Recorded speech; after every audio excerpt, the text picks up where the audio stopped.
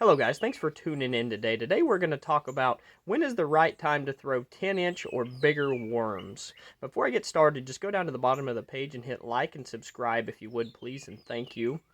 Now, when is the right time to start throwing 10-inch worms? The easiest thing that I have noticed here in the Midwest, and I see this every summer, I see the cottonwood trees. Whenever the cottonwood trees start dropping their cotton and you see the cotton floating all over the water, that is the right time to start throwing that 10-inch worm. That is when the bass start eating that bigger profile worm. And then you can also go by water temperature, which is around 70 to 75 is when them cottonwood trees start dropping that cotton off of them. But that's the easiest way I've noticed is when you see that cotton actually floating on the surface. Another thing I have noticed with the bass, I don't know if anybody's ever heard this before about the bass. I think it's because they're chasing the shad, and that's when they start really keying in on the 10-inch worms, is when they start feeding on the shad. But pay attention to their poop, actually. And it's a grayish color. And when you start seeing that grayish color, they're starting to eat on them shad. I noticed that every summer.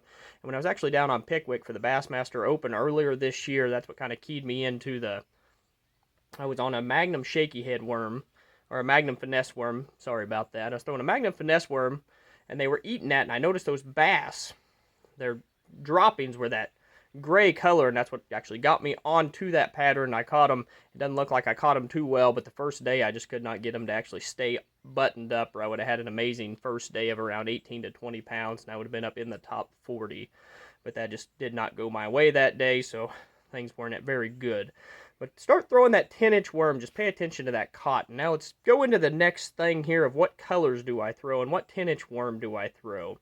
My favorite 10-inch worm is a Zoom Old Monster. I have won more money on a Zoom Old Monster than I have any other lure out there.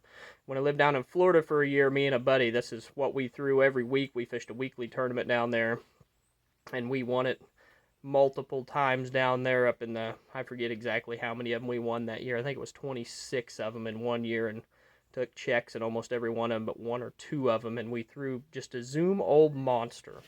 The color that I throw most around here in the Midwest, I fish mostly Stockton and Table Rock, so I want to go with, if it's clear on Stockton, depending on what it's like, or Table Rock, I like the watermelon red. If the sun's out, I really like the watermelon red. If it gets cloudy, watermelon candy works really good. And then green pumpkin as well is also a very good color to throw. That's just about anywhere. You could throw it in stained water. You could throw it in clear water. Just kind of play around with your colors. Plum is another one to throw in clear water.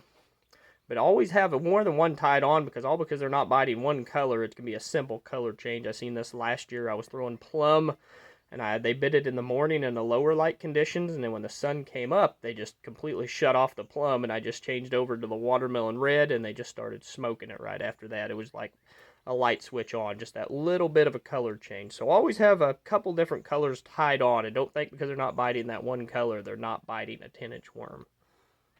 And then if I go to the dirtier water, a good secret of mine here is we found this out in Florida is candy bug. That one right there is candy bug. And Junebug works good too. Junebug and candy bug are my two favorite colors in anything dirty water, say Grand Lake or Truman Lake. They are really stained water and really dirty, and I like to throw those in that stained to dirtier water. And what kind of hook do I throw that on? I throw it on a Gamakatsu wide gap 5/0 hook as the size I throw with a 10-inch worm.